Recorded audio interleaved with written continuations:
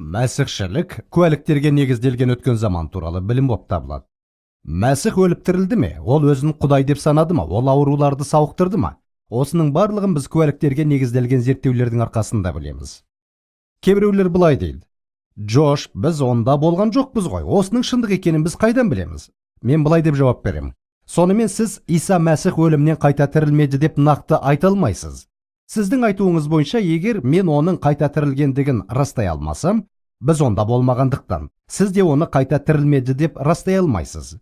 Біз сонда болмағандықтан, сіздің тұжырымыңыз сияқты менің тұжырымым да дұрыс болып табылады.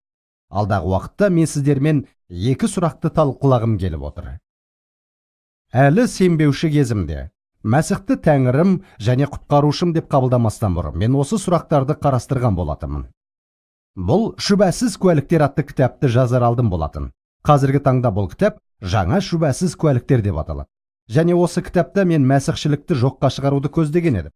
Бұны жүзеге асыру мен түгілі кез келген ақымақтың қолынан келеді деп ойлағам. Дегенмен ақыр соңында менің өзім мәсіхшіге айналдым.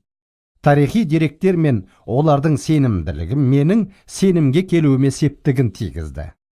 Мінекей, менде екі сұрақ болған. Және де мен келесі видео үзіндіде осыларға жауап берем. Бірінші, жаңа өсиетті алайық. Біз оны қалай жазылған болса, сол күйінде оқимыз ба, әлде оның мазмұны өзгеріп кетті ме?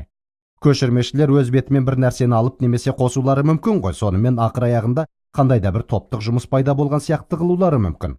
Заманауи жаңа өсиеттің мәтіні бастапқы түпнұсқаға сәйкес келе ме? Маған екінші сұрақ одан бетер маңыздырақ болды. Жаңа өсиетте жазылғандар шындық па?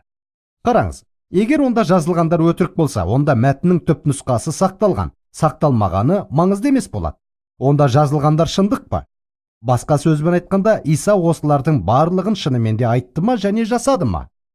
Інжілді немесе басқаны оқып отырғанда, мәссаған, ол шынымен де осыны жасады ма деп таңғалған кезіңіз болды ма? Бүгін мен осы екі сұрақты қарастырғым келіп отыр. Және де сіздермен бөлісетін осы тұжырымдарымның басым көпшілігі мен Мәсіхті Тәңірім және құтқарушым деп қабылдамастан бұрын жасалған тұжырымдарым еді.